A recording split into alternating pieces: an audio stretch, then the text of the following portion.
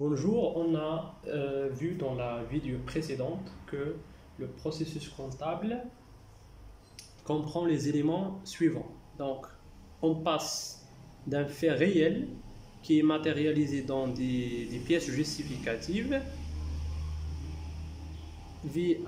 Par la suite, on passe à l'enregistrement comptable qui se fait dans des documents comptables comme le journal et le grand livre. Et par la suite, on élabore ce qu'on appelle les états de synthèse qui sont au nombre de 5, à savoir le bilan, le CPC, l'état des soldes de gestion, le tableau de financement et dernièrement l'éthique, l'état des informations complémentaires. Donc ça, c'est le processus comptable. On a déjà défini ce qu'est la comptabilité. On a dit que la comptabilité, c'est une fonction qui est réglementée par le Code général de la normalisation comptable et par la loi numéro 09/88 et également par les lois relatives aux sociétés, que ce soit les sociétés anonymes ou bien les autres types, les autres formes de sociétés, comme par exemple les sociétés à responsabilité limitée et les sociétés en nom collectif et les sociétés en commandite par action.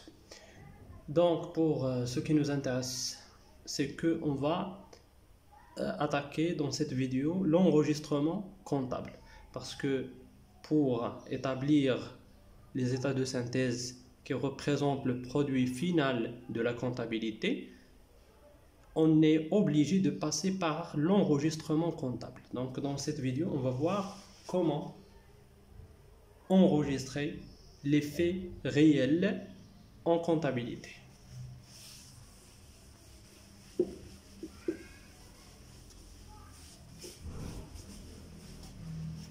Donc l'enregistrement comptable, comme je vous ai déjà dit, il s'effectue dans le document de base qui s'intitule le journal. Le journal. Généralement, la structure ou bien le schéma du journal se présente ainsi. Ça, c'est le schéma du journal. Ici, on met la date de l'opération ou bien la date du fait, ou bien la date de l'opération. Ici, on a le débit. Ici, on a le crédit. Ici, c'est les numéros du compte. Ici, le numéro du compte qui est débité. Ici, le numéro du compte qui est crédité. Ici, l'intitulé du compte. L'intitulé du compte débité. Ici, l'intitulé du compte crédité. Ici, on met les montants. Ici, c'est le montant du compte qui est débité. Ici, le montant du compte qui est crédité. Et selon le principe de la partie double, le total pour une opération, le total de débit doit égaler le total de crédit. Donc ça, c'est le schéma. Maintenant, les comptes, l'enregistrement s'effectue dans le journal. Mais à travers quoi? À travers l'utilisation du compte. Ces comptes sont arrêtés par le CGNC qui a fixé, donc le CGNC, il a fixé quoi? Il a fixé ce qu'on appelle le plan comptable général des entreprises. Et il a obligé les entreprises à élaborer ce qu'on appelle un plan de compte propre de l'entreprise. Donc, sur la base du plan des comptes généraux des entreprises, l'entreprise doit élaborer un plan de compte en prenant en considération les spécificités de l'entreprise et son activité. Donc, bien évidemment, il doit obligatoirement se référer au plan du compte général des entreprises. Et pour ses propres besoins, il a le droit de créer des comptes, si vous voulez, divisionnaires pour bien préciser les opérations qu'il effectue. Donc chaque entreprise, il est obligé d'établir un plan de compte qui est inspiré du plan du compte général des entreprises. Maintenant, donc pour savoir comment enregistrer les opérations comptables, on doit comprendre le plan comptable général des entreprises. Ce plan comprend 3 types de comptes. On a d'abord les comptes de situation.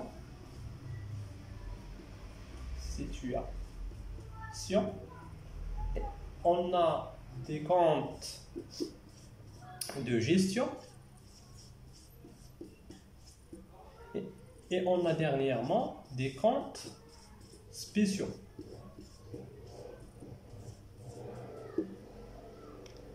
Pour les comptes de situation, ce sont des comptes qu'on utilise pour enregistrer les opérations de l'entreprise qui impactent le patrimoine de l'entreprise ou bien sa situation financière. C'est pour cette raison on dit qu'il s'agit des comptes de situation. Il impacte soit le patrimoine, soit la situation financière de l'entreprise. Alors que pour les comptes de gestion, ce sont des comptes qui impactent le résultat de l'entreprise dégagé au cours d'un exercice donné, c'est-à-dire des comptes soit de produits ou bien des charges. Donc pour les comptes de gestion, c'est la classe 6, c'est le compte des charges, et la classe 7, c'est le compte des produits. Les comptes spéciaux, ce sont des comptes qui généralement concernent les résultats de l'entreprise. Généralement, les comptes spéciaux sont utilisés justement à la fin pour des opérations spécifiques, juste pour, si vous, par exemple, un compte spécial, c'est par exemple le résultat, c'est pour annuler ou bien pour faire passer le résultat ou bien pour enregistrer le résultat dans le bilan. On va en parler par la suite. Mais pour l'instant, ce qui nous intéresse le plus, ce sont les comptes de situation et les comptes de gestion. Pour les comptes de situation, on a dit qu'il s'agit des comptes qui impactent le patrimoine de l'entreprise ou bien sa situation financière. C'est la classe 1, la classe 2, la classe 3, la classe 4 et la classe 5. Pour les comptes spéciaux, c'est la classe 8.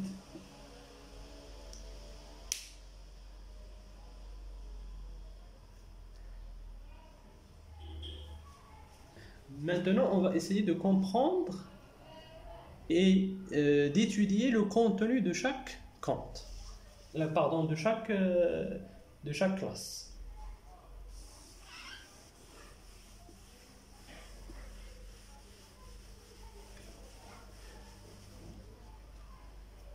Donc, on va commencer par les comptes de situation.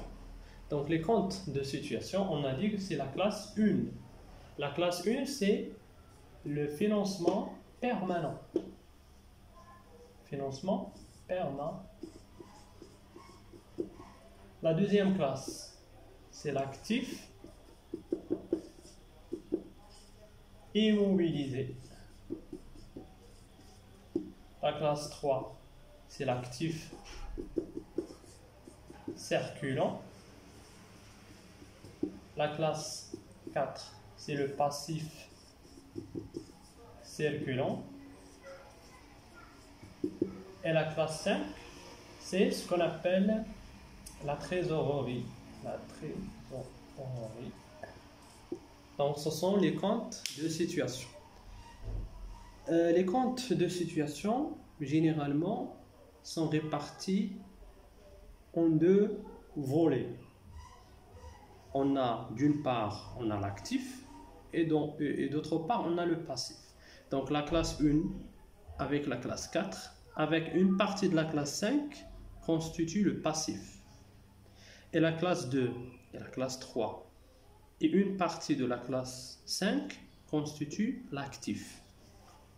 Donc il est essentiel de comprendre les deux notions actif et de passif. Lorsqu'on parle du bilan, il est très important de comprendre c'est quoi l'actif et c'est quoi le passif.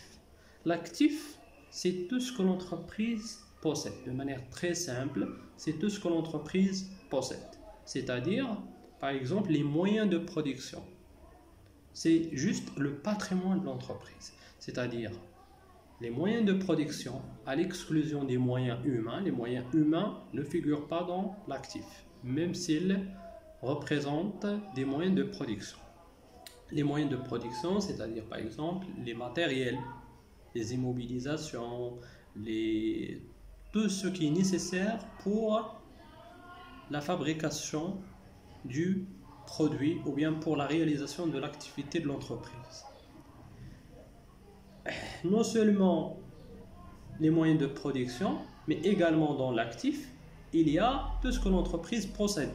Par exemple, les droits. L'entreprise peut avoir des droits qui sont générateurs des revenus futurs. Par exemple, l'entreprise peut avoir des titres, que ce soit des titres de créance ou bien des titres de propriété, des actions ou bien les obligations. Ce sont des droits.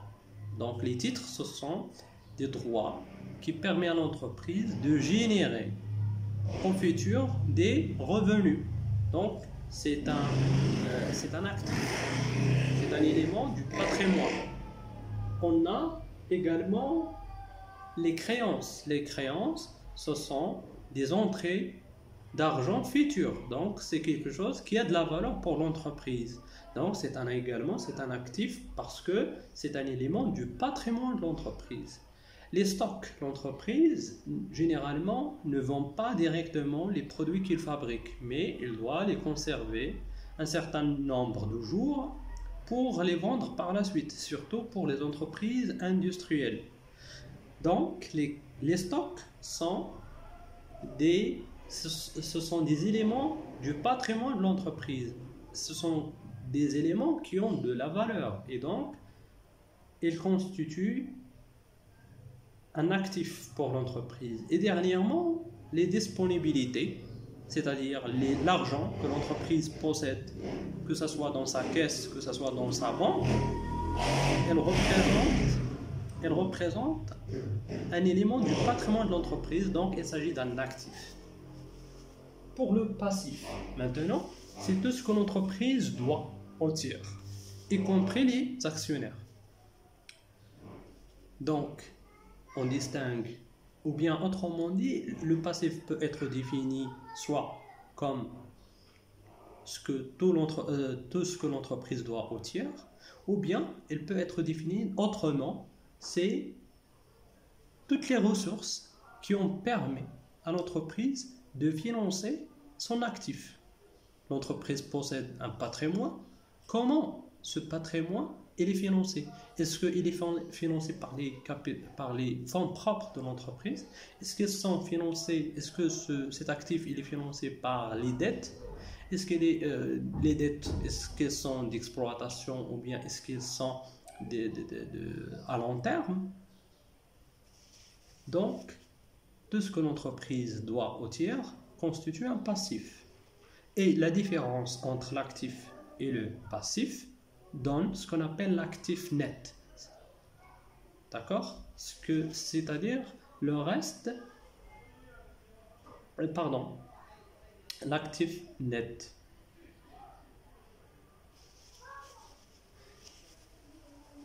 Maintenant, je récapitule ce que je viens de dire. Donc, les comptes de situation se répartissent en 5 classes. On a des classes d'actifs et des classes passifs. Ici, la classe 2, c'est quelque chose du patrimoine qui a de la valeur, c'est dans l'actif, c'est le patrimoine de l'entreprise, c'est l'actif immobilisé. La classe 3, c'est l'actif circulant qui comprend les créances et les stocks. Et une partie de la classe 5, c'est les disponibilités, c'est la trésorerie. Trésorerie, c'est-à-dire les disponibilités de l'entreprise, l'argent qu'elle dispose dans la banque et dans la caisse. Pour le passif, on a la classe U, c'est ce qu'on appelle financement permanent. La classe 4, c'est le passif circulant. Et une partie de la classe 5, c'est la trésorerie. Donc, ce sont les comptes de situation qu'on utilise pour établir le bilan. Mais le bilan, on va en parler par la suite. Pour l'instant, c'est juste pour avoir une idée sur les comptes. Donc, pour les comptes, maintenant, de gestion.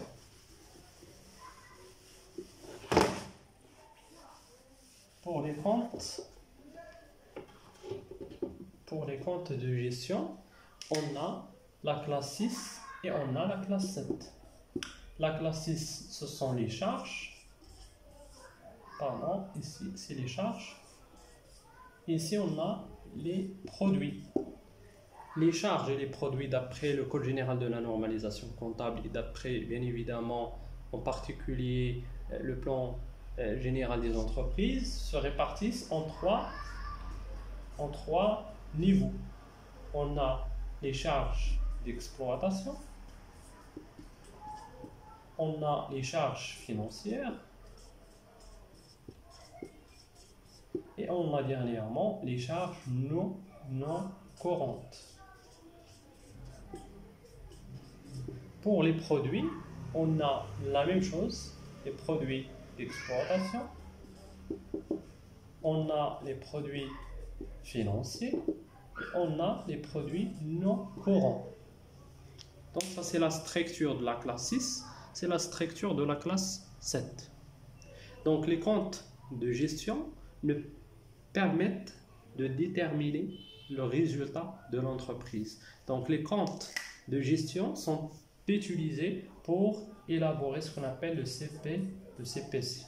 Donc je pense que comme vous l'avez remarqué, les comptes de situation permettent d'élaborer le bilan et les comptes de gestion permettent d'élaborer le CPC. Maintenant, on va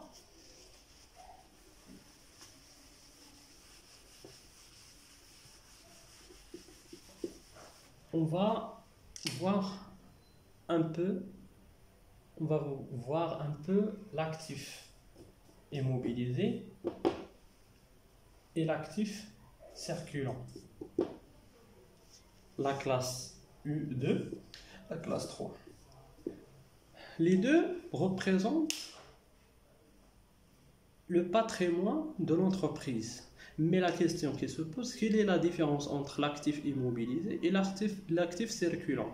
L'actif immobilisé généralement comprend le patrimoine de l'entreprise qui est essentiel pour le cycle d'exploitation. C'est-à-dire que ça, c'est le cycle d'investissement. Et l'actif circulant, c'est le produit de l'actif immobilisé. L'actif immobilisé, généralement, on a les moyens de production. On a, dans un deuxième temps, le premier élément, on va revenir à cet élément par la suite, mais pour le deuxième, c'est les immobilisations, c'est-à-dire les immobilisations incorporelles. On a par la suite les immobilisations corporelles et par la suite on a les immobilisations financières. Donc ces éléments constituent un patrimoine de l'entreprise. Mais il y a dans l'actif immobilisé un élément normalement qui ne représente pas un patrimoine, qui ne constitue pas un patrimoine de l'entreprise. C'est ce qu'on appelle les immobilisations en non-valeur.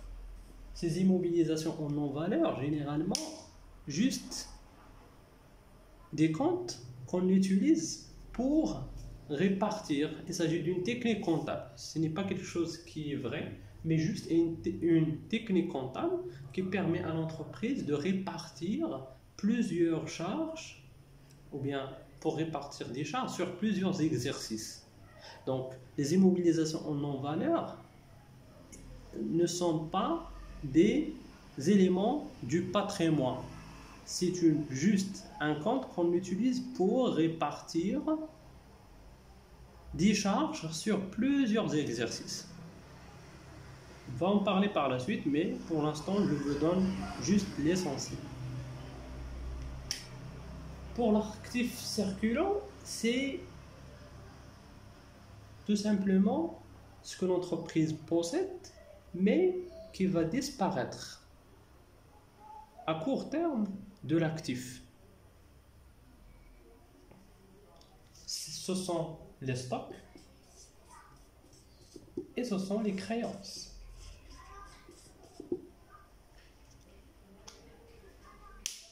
Donc l'actif immobilisé, ce sont les moyens de production qui vont servir à l'entreprise à réaliser son activité. Et l'actif circulant, c'est le produit, si vous voulez, c'est le produit du cycle d'investissement. Ce sont les stocks constitués par l'entreprise et les créances. La différence entre l'actif immobilisé et l'actif circulant, c'est la durée. La durée, c'est que l'actif immobilisé va rester durablement dans l'entreprise. Ce sont les immobilisations, par exemple, corporelles, incorporelles et financières. Alors que l'actif circulant, ce sont des éléments du patrimoine de l'entreprise, mais pour les stocks vont être vendus prochainement et donc vont disparaître de l'actif, mais vont disparaître de l'actif. La même chose pour les créances, seront remboursées prochainement et donc vont disparaître également de l'actif pour se transformer, parce que la créance, lorsque l'entreprise va recevoir, va être remboursée, la créance va se transformer en argent qui sera dans la classe 5. Dans la classe 5, l'actif, soit dans la banque, soit dans la caisse. La même chose pour les stocks. Les stocks seront vendus. Par la suite, soit seront transformés, soit si la vente a été effectuée au comptant, vont se transformer directement soit dans la banque, soit dans la caisse. Si la vente du stock a été effectuée à crédit, vont devenir des créances et au final vont devenir soit dans la banque, soit dans la caisse.